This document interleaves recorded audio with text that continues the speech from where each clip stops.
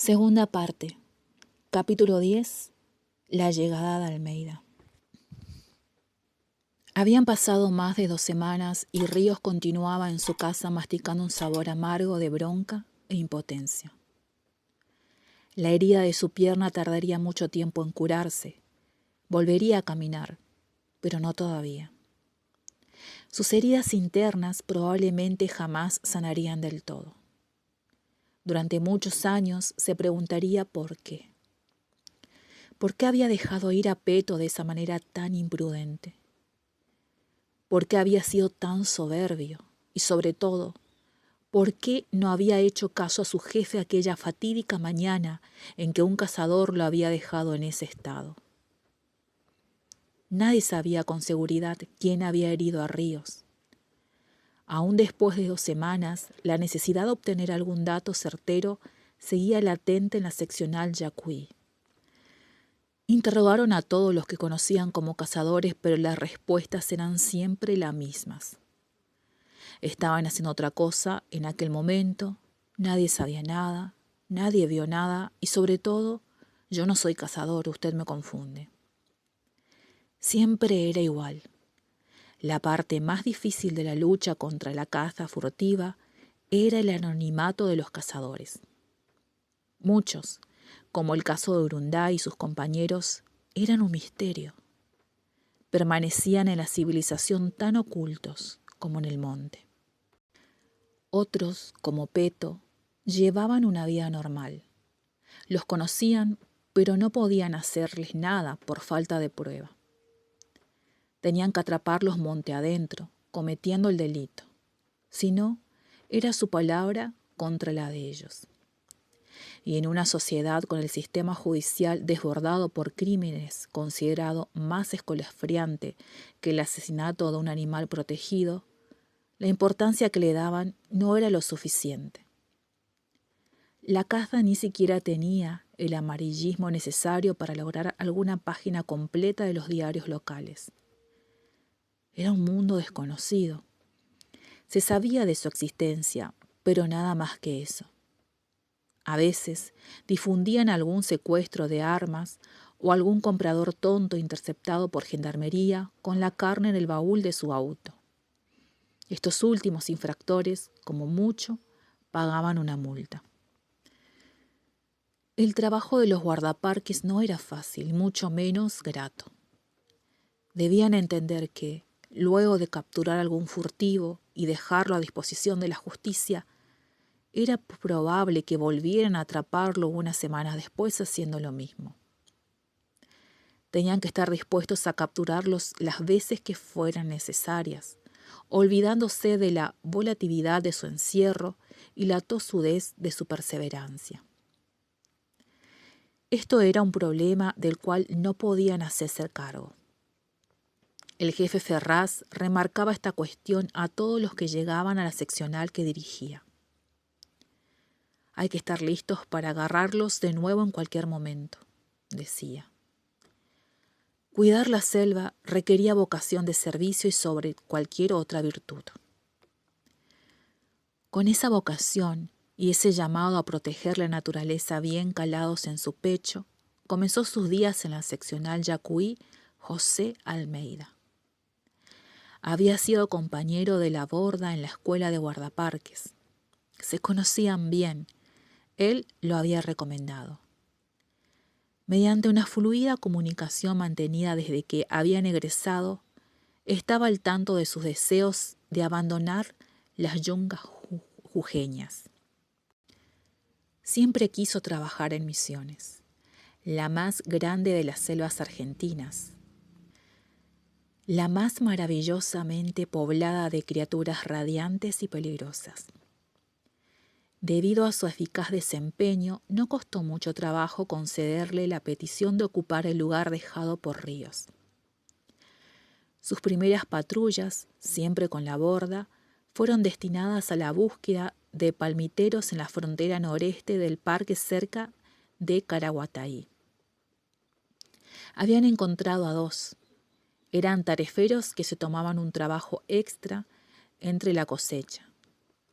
Los dejaron en libertad a cambio de conseguir el nombre del que los reclutaba. Ahora el sujeto ya se encontraba dando explicaciones en el juzgado. Fue una misión cumplida con incuestionable éxito. Después de hacerlo en tan solo 2 días, se unieron a Ferraz y Ordóñez en la búsqueda de cazadores furtivos. Los últimos días habían sido de gran intensidad. Encontraron a 2 escondiendo sus motos antes de saltar al monte. Festejaron aquel hecho, pero Almeida se lamentó por haber estado en la seccional aquella tarde redactando informes. Pagaba su derecho de piso con cierto placer, no les disgustaba escribir. De hecho, lo estaba haciendo en ese momento para descargar algo de su bronca.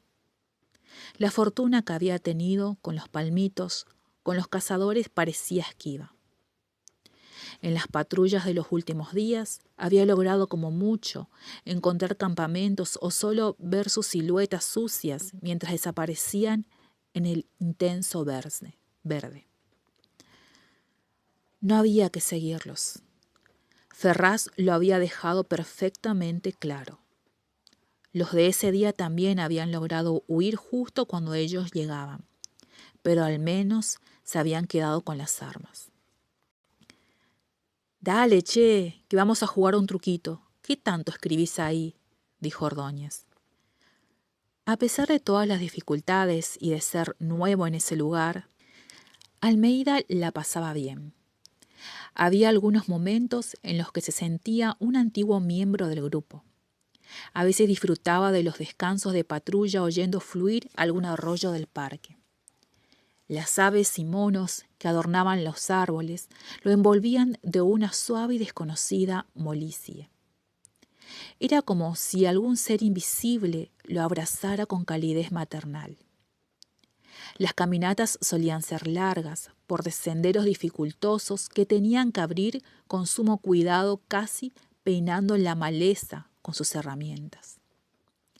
Su trabajo era cuidar la selva.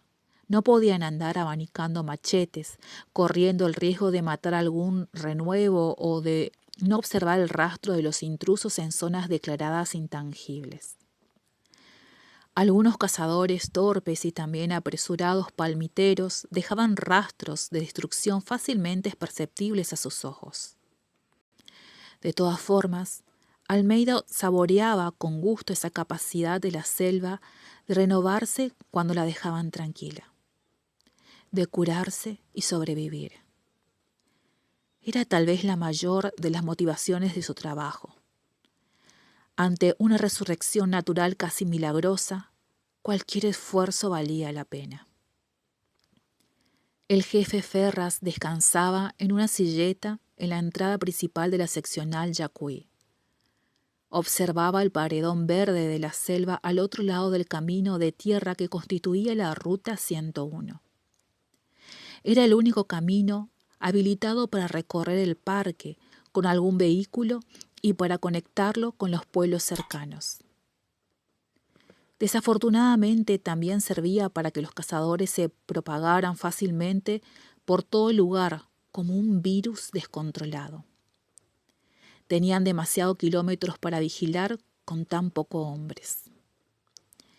Había muchos lugares en los cuales los cazadores podían ser depositados y buscados. Sabían que estaban ahí, escondidos en alguna parte, matando. No había descanso para esa maldad. Mientras él permanecía sentado, pensando qué hacer, algún disparo certero seguramente dejaba su eco perdido en algún rincón del monte. Estaban tras el rastro de muchos de ellos, pero aún seguían firme la idea de atrapar al peto y más aún al agresor de Ríos. Después de su encuentro con Peto, el jefe Ferraz estaba seguro de que él no había sido el funesto tirador. Lo veía huidizo y peligroso, pero no un asesino. Además, el agresor de Ríos se había movido aquella mañana con lentitud. Alcanzó a percibir eso desde lejos. Fue la razón por la cual se detuvo y disparó cuando el guardaparques se acercó. Peto hubiese burlado a Ríos con rapidez y agilidad como ya lo había hecho cuando se llevó las esposas. Desde aquella mañana, el jefe Ferraz había estado preso de un estado colérico constante que no lo dejaba en paz. En todos sus años jamás se había sentido así. Pasaba mucho tiempo solo, intentando luchar contra los sentimientos que podrían nublar su juicio y desintegrar su experiencia a la hora de tomar decisiones. Se levantó de golpe y, dando pasos largos y fuertes, entró hacia donde estaban los demás. Laborda, mañana bien temprano voy a ir con Ordóñez cerca del lugar donde hirieron a Ríos. Quiero que vos y Almeidas vayan a hacer lo mismo un poco más al este. Estamos en la mejor luna, así que algo va a aparecer seguro. En este momento debe haber muchos cazando. Alguno vamos a agarrar, jefe, respondió Laborda. No quiero agarrar a alguno, quiero al malparido ese que se les escapó aquella vez. Lo tengo bien identificado. Y si tenemos suerte vamos a agarrar a ese Urunday también. Debe haber sido él quien le disparó a nuestro compañero. Ese cazador no existe, jefe, es una leyenda que otros usan como chivo expiatorio. Cualquier cosa brava que pasa, cualquier cazador herido o muerto que aparece siempre fue Urunday, apuntó Ordóñez. Pero el jefe ya le había dado la espalda para no volverse más, seguido por Laborda. Si existe va a caer. ¿Lo vamos a atrapar o no?, dijo Almeida, con mezcla de emoción y ansiedad mirando fijo a Ordóñez.